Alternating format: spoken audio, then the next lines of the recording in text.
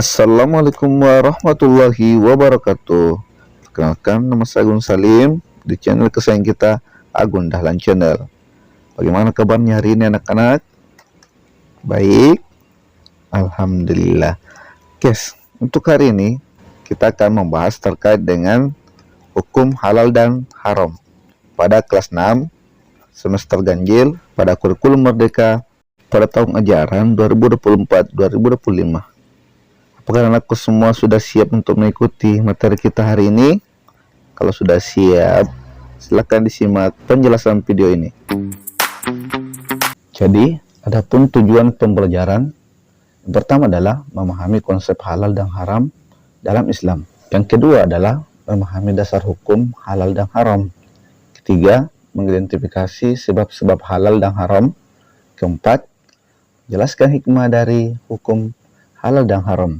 Kemudian yang kelima adalah menerapkan pemahaman tentang halal dan haram dalam kehidupan sehari-hari.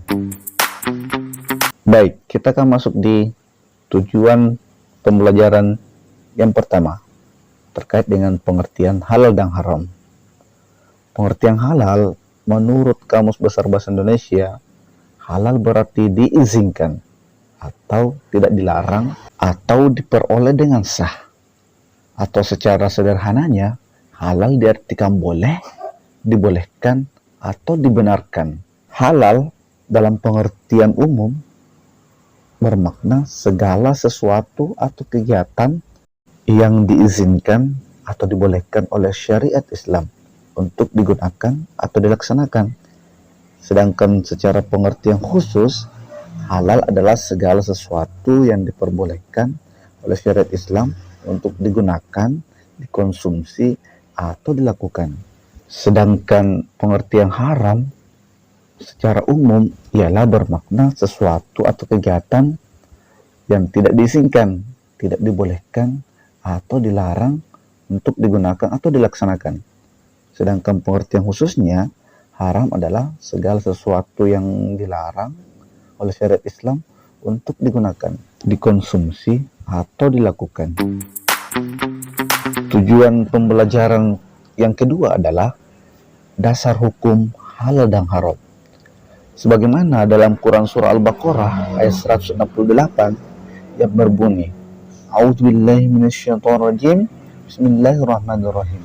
Ya ayyuhan nasu kulu mimma fil ardi halalan thayyiban wa la tattabi'u khutuwatis syaitan innahu lakum aduwwum mubin. Yang artinya, wahai manusia, makanlah sebagian makanan di bumi yang halal lagi baik, dan janganlah mengikuti langkah-langkah setan. Sesungguhnya setan merupakan musuh yang nyata bagimu. Kemudian dasar hukum yang kedua adalah terdapat pada Quran surah Al-Maidah ayat 87 yang berbunyi, A'udzubillahi minasyaitonirrajim, Bismillahirrahmanirrahim. Ya ayyuhalladzina amanu la tuharrimu thayyibati ma ahallallahu lakum wa la ta'tadu innallaha la yuhibbul mu'tadin. Hai orang-orang yang beriman, janganlah kamu mengharamkan sesuatu yang baik yang telah Allah halalkan bagi kamu, dan janganlah kamu melampaui batas. Sesungguhnya Allah tidak menyukai orang-orang yang melampaui batas.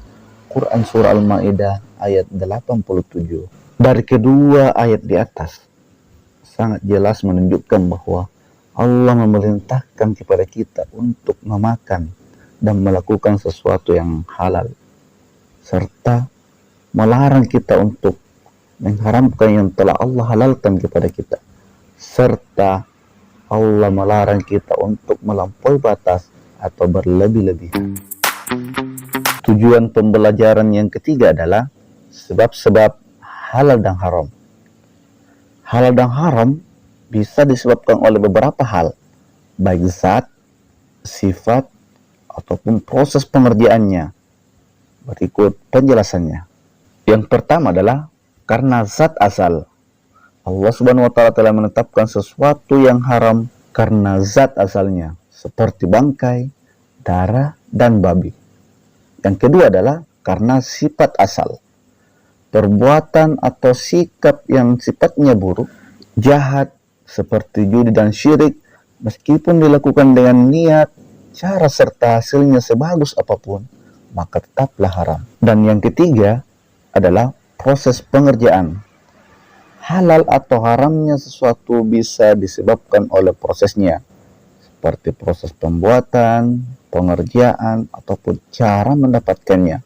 Misalnya hasil judi, mencuri, korupsi.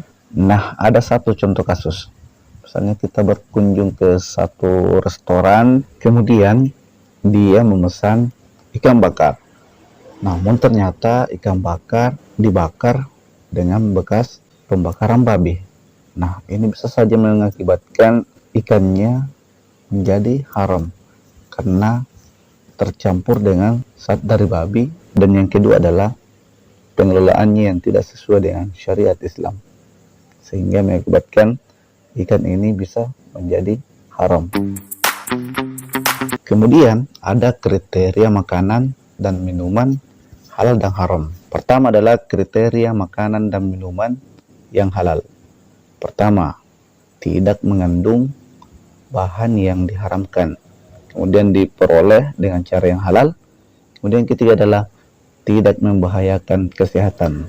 Sedangkan kriteria makanan dan minuman yang haram, yang pertama adalah mengandung bahan yang diharamkan seperti babi, darah. Kemudian yang kedua adalah memabukkan atau merusak akal seperti alkohol. Kemudian yang ketiga adalah membahayakan kesehatan pastinya. Selanjutnya, tujuan pembelajaran yang keempat adalah penerapan hukum halal dan haram. Yang pertama adalah penerapan dalam sikap. Misalkan ketika kalian makan nasi, kemudian tidak dihabiskan, dan kemudian kalian membuangnya ke tempat sampah. Nah, ini merupakan salah satu hal mubazir, tentunya bisa termasuk ke dalam perilaku atau sikap yang haram. Yang kedua adalah penerapan dalam perilaku.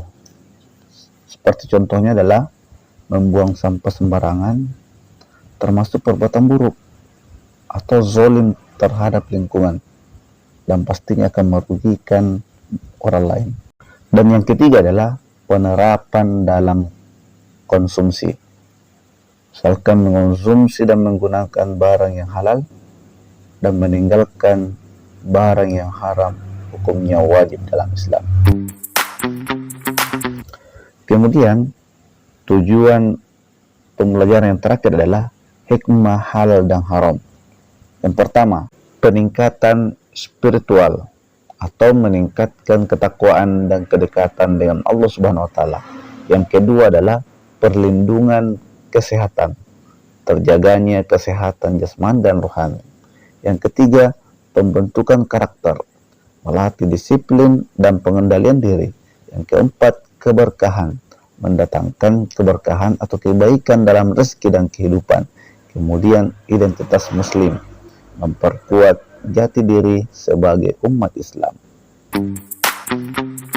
Nah, anak-anakku sekalian, setelah tadi penjelasan singkat Pak Guru terkait dengan materi halal dan haram. Dengan mempelajari ini, tentunya Pak Guru berharap kalian lebih selektif dalam memilih makanan. Kemudian kalian harus melatih disiplin dan pengendalian diri kalian. Cukup sekian materi kita untuk pertemuan kali ini. Lebih dan kurangnya mohon dimaafkan. Saya tutup dengan ucapan subhanakallahumma bihamdik asyhadu an la ilaha illa anta astaghfiruka wa atubu ilaik. Wassalamualaikum warahmatullahi wabarakatuh.